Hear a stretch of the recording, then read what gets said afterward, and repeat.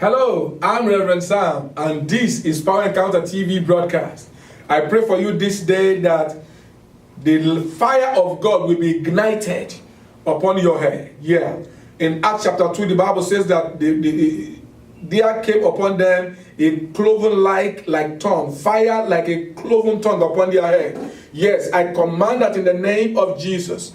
The refiner's fire of God will touch you at this very hour, this very moment, that you will receive the baptism of fire. That is it. Someone is watching you, you are feeling like as if there is heat inside your body. The baptism of fire just come upon you. The Bible, John the Baptist was saying that when Jesus comes, he shall baptize us with the Holy Ghost and with fire. Receive the baptism of fire this very moment. In the name of Jesus, you are delivered from every oppression. That is it.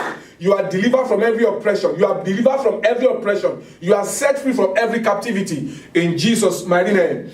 Amen, amen, and amen. Now, welcome once again. I believe today is a glorious day for someone because I see what looks like fire on somebody's head. That tells me that this telecast, God will use it to release fire into your spirit so that you can begin to do exploit for the kingdom of God. In the book of Matthew chapter 8, I want to read 4 verses and then I just share with you the word of the Lord. From verse 14, and when Jesus entered Peter's house, he saw his mother-in-law lying sick with a fever. He touched her hand and the fever left her. Wow. He touched her hand and the fever left her. You know why? Sicknesses and diseases are controlled by demons. And demons know the authority of God when they see it in anybody. You remember that the sons of the Pharisees, when they took one guy that had spirit of madness, they took him inside and said, we adjure you by the name of Jesus that Paul preached. The demon said, Jesus I know, Paul I know, who are you guys? And because they couldn't answer, the man that was possessed jumped on them, tear their clothes, and they regretted ever doing that. Why? Demons can sense it. They can see those who have the anointing of the Holy Ghost. I remember one particular time one man was committing fornication and all that stuff, but he was still operating in signs and wonders. Evidently, Satan has taken over that because he was originally anointed of God to operate in that ministry. But he allowed the spirit of seduction to rule him. He began to sleep with people and all that. And you know, the Holy Ghost just moved out of the way. The Satan took over because it's a gift. And he went to somewhere to go and do deliverance, and while he was trying to deliver somebody, the demon said, you deliver me? And the demon began to talk about all the secret affairs the guy has been having. The guy ended up being possessed because the demon jumped on him. Now, I said that to let you know that if you are a Christian and you are living in sin, and you are covering it, and you are using fake charismatic movement to deceive people, your day is coming. You had better repent today. What am I trying to say? The fever was controlled by a demon. As soon as that woman touched the hand of Jesus, the fever left her. You know why? Because the evil spirit that controlled that sickness left her body.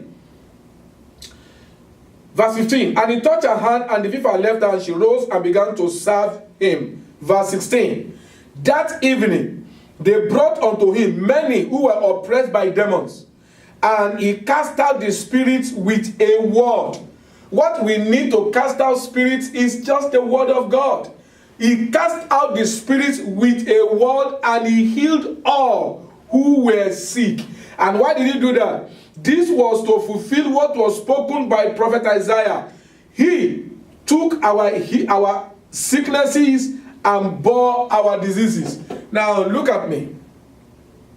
What I want to really point out today is that just like the power of God flowed through Jesus when he was on earth, and by that power he was able to fulfill destiny. It was written concerning him that in his body he bare our sicknesses and carried our pains.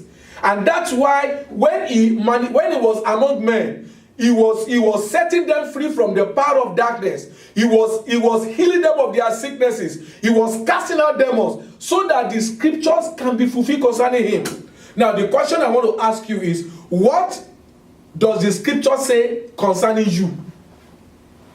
That's where I'm going. What does the scripture say concerning me? The scripture says, this sign shall follow them that believe. If I believe in Jesus, This sign shall follow me. If you believe in Jesus, this sign shall follow you. He said, in my name they shall cast out devils. In my name they shall speak in tongues. In my name they shall take serpents in their hand, and if you not hurt them. That means you will toy with Satan's power. In my name they shall lay hands upon the sick, and the sick shall recover. These are part of the signs that shall follow them that believe. All these things are written concerning you. And if it's not manifesting in your life, then it's either God is lying or you are lying. And God has been faithful before we were born. So there is no Christian that is without power. Because many of you out there, you believe you don't have power. You need to see the prophet. You need to see the evangelist. You need to see the pastors. Yes, seeing the servants of God are good. But the point is this, you've got to also know that there's what is called the resident anointing that God has given to you. Now the Bible says that the world is waiting for the manifestation of the sons of God. When you look at the book of 1 John, let's go to 1 John. Let me show you something there. 1 John. Now, 1 John chapter 4 verse 4. Little children, you are from God, and you have overcome them. For greater is he that is in you than he that is in the world. That means as a child of God, you have someone inside you. He's called the Holy Spirit. The Holy Spirit that is inside you is the power generator. I remember one message I preached many years ago. You are an anointed power generator.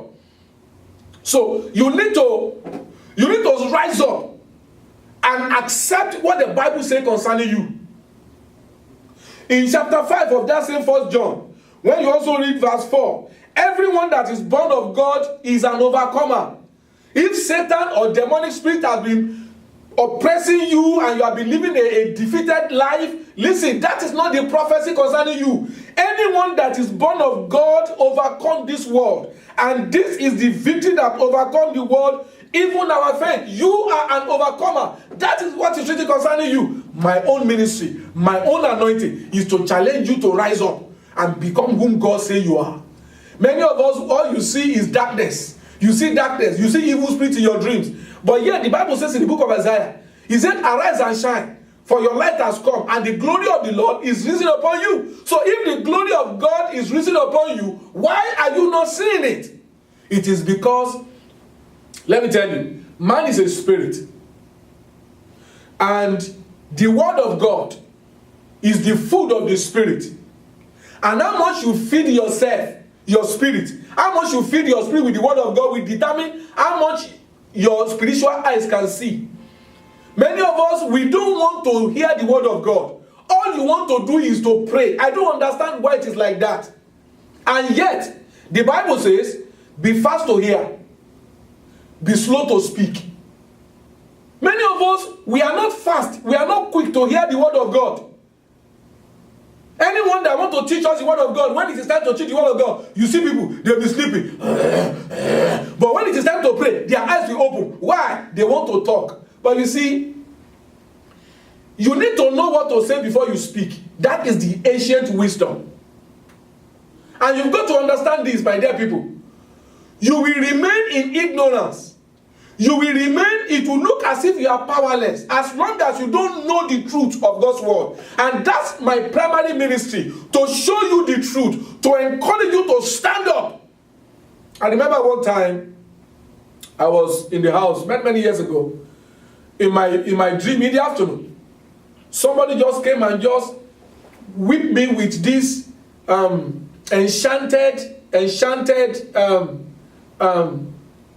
don't know, enchanted skin, Ibadi, bah, in the dream. And right there in my vision. And immediately, all my body began to vibrate. I open my eye.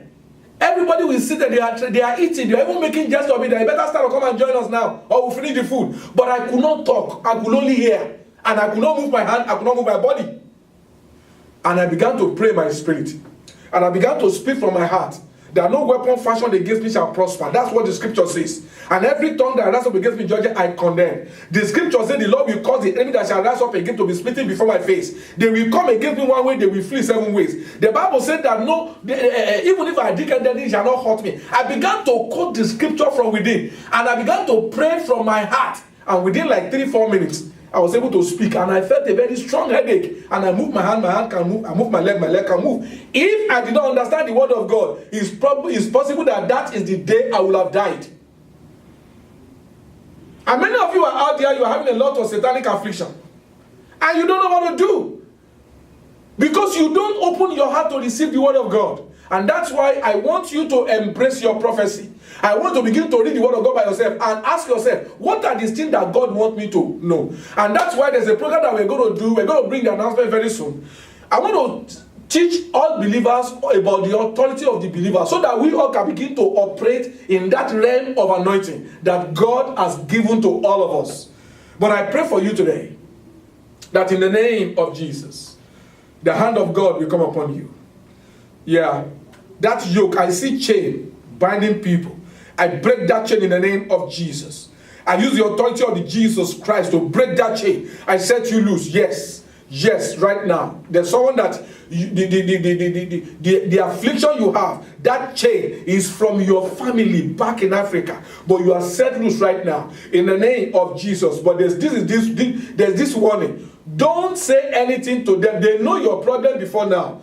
Don't tell them that God has taken care of the problem. Let them just keep thinking that the problem is still there while you stabilize yourself right here. That's what I heard the Lord said. I should let you know. Lord, I thank you. I pray for everyone that is sick in their body. I break the yoke of the enemy. I release the anointing of God upon your life. In the mighty name of Jesus, I give you healing this day. It's been given to me by the Lord, and I give it to whosoever it is that want to receive. Receive healing. Every pain go. Every infirmity disappear. In the name of Jesus, you are made whole this day. In Jesus' mighty name we pray. Amen. Amen and amen. I'm so glad that God is able to make us to meet one another today again, and that I'm able to bring God's word to you today. I'd like you to connect to our ministry, because I believe there's a lot of things that God wants us to do together. One of my major ministry is to teach the believers on how they can walk in the authority that Christ has given unto them. And I believe as you connect our ministry, you will receive a lot of benefits from there. How can you connect? You can be a partner with our ministry, you know. You can be part of those who support this telecast with your money, with your prayers. And then our programs, make sure you come. I didn't say leave your church. Come to our programs, get blessed, go back to your church and bless the people over there. And then you can join the Refiners Fire Prayer Network. It's a prayer group where we come together to pray with just one motive, so that we can steer the fire of God that is within every believer back to flame. The Bible said, Apostle Paul was telling Timothy, he says, steer the gift of God that is in you. That is what the Refiners Fire Prayer Network is all about. To join that prayer network, you've got to send us your name and your phone number, so that we can send you the venue of where we have the programs. It takes place once every month, and it's always on a Saturday. I'm going to go right now, but I don't also want you to forget that whatever God has done in your life, it will do you good to share the testimony with us. Why? So that we can use it to share, to encourage other people to believe in the power of God. If that was the issue of blood, never tell our testimony. We have nothing to say today. I want to use your testimony to help somebody else to believe God for a miracle. I expect to hear from you. I can also pray with you. Send us prayer points, your testimony report. If you want to connect with me, you can just connect with me through the phone on the screen and the email address on the screen, and then I know that God will do something between us. I've got to go right now, but until I come your way again next time, don't you ever forget that no matter what you have gone through in life, now that you're a child of God and you are connected to understanding, I believe that this testimony of your life will be that you are wonderful, because Jesus is real. I'll see you next time. God bless you. Bye-bye. Lord, you are great. Thunder announce your presence. The storm announce your power. I can't imagine your greatness.